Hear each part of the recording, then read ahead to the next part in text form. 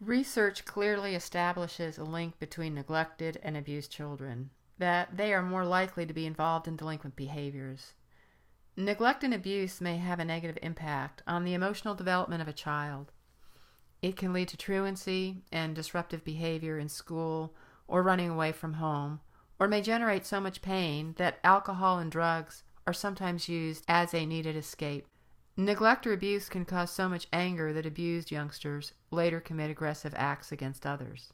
Victims of neglect and child abuse often have low self-esteem, considerable guilt, high anxiety, mild to serious depression, and high internal conflict. They can experience difficulty sleeping, weight loss or gain, and can have more difficulties with social relationships. Children that experience family violence are at a much higher risk to become violent themselves. There's considerable support for the findings that abused and neglected male victims are more likely to express their anger in ways that hurt others. On the other hand, female victims of mistreatment are more likely to turn their anger inward and become self-destructive. There is also substantial evidence that those persons that were abused or neglected in their past become more likely to abuse their own children. Emotional abuse can also be very difficult to identify. Physical abuse is a more concrete action, where individuals can identify behaviors that are outside the norm. Emotional abuse can be more insidious because it's not as obvious, but the effects can be just as harmful. And to some extent, we are a society of corporal punishment, one that sanctions violence against people as a means of retribution. While the death penalty is no longer used against juveniles in our country, it was a legitimate punishment for children for many years and still is for adults. Strauss examined the extent of physical abuse using data from a number of sources, 3,000 children and 6,000 couples, in the National Family Violence Survey, and found that 90% of U.S. citizens use physical punishment as correction for misbehavior. Strauss concluded that the long-run result of using this kind of punishment increases the incidence of delinquency and future violent crime, both inside and outside the family. We know also that the rate of sexual abuse is higher for children that are in the justice system. This can be non-familial sexual abuse or incestuous sexual abuse. Sexual abuse is the intentional and wrongful physical contact with a child that entails a sexual purpose or component. Angela Brown and David Finkelhor's literature review found that abuse by fathers or stepfathers has a more negative impact than abuse by others. So, in considering abuse as a wide range of behaviors, the general category of maltreatment, there are a wide range of responses. There is often thought to be a connection between child abuse and delinquency. The consequences of child abuse include the victims of child abuse having psychological damage, and that they often run away from home. Some research suggests that abused children have greater difficulty in school.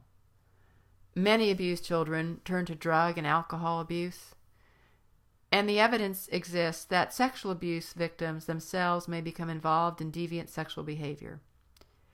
Children who have experienced abusive and violent childhoods are likely to grow up and express violent behavior. And criminal psychologists can often tell you in hindsight what actions were likely responsible for pushing a child into killing their parents. But knowing beforehand that a child is planning to kill is unpredictable. Parricide, matricide, and patricide are so rare in the U.S. that few studies have been done to help unlock the mystery into the minds of these children. Statistically, these are the rarest kinds of homicides. It's much more common for a parent to be involved in the death of their child. However, they do generate a sensational amount of press. Criminologist Kathleen Hyde has analyzed FBI data and finds that on average there are about 250 homicides of parents by their children every year. When children do need protection, it's the job of Child Protective Services to act on behalf of a child when the parents are unwilling or unable to do so. In every state, these agencies are required by law to conduct assessments or investigations when there are reports of child abuse and neglect, and to offer treatment services to families where maltreatment has taken place or is likely to occur. When a case of dependency, abuse, or neglect is substantiated, a variety of outcomes may occur. Depending on the severity of the initial findings and the ultimate outcome of the case, Child Protective Services may provide any number of services. If a referral report is unsubstantiated, the case will be closed with no services found to be needed. But if the report is substantiated, then Child Protective Services might offer counseling or parenting classes, supervision at different levels, or place the child in an alternative placement while the parent is receiving parenting classes, or perhaps getting services for something such as substance abuse or finding suitable housing. When the abuse or neglect is severe, Child Protective Services may seek to terminate the parental rights or possibly even prosecute the parents. One thing to bear in mind is that some behaviors can fall under both Child Protective Services or the juvenile courts. The goal of the juvenile courts is to rehabilitate the child and to protect the public. On the other hand, the goal of Child Protective Services is to give appropriate services with the ultimate goal of reuniting the family. Both the parent and the child generally get services when Child Protective Services are in place, whereas in the juvenile justice system, the focus is on treatment for the child. If the child is removed from the home, there needs to be a plan to reunify the child if that's a viable option. If there's no viable option of reunification, then the state has to make what is known as a permanency plan so that the child's life is not in limbo for too long. Within a reasonable amount of time, generally a year, the child is to be reunified with the parents, or the parental rights are to be terminated so that the child is eligible for adoption.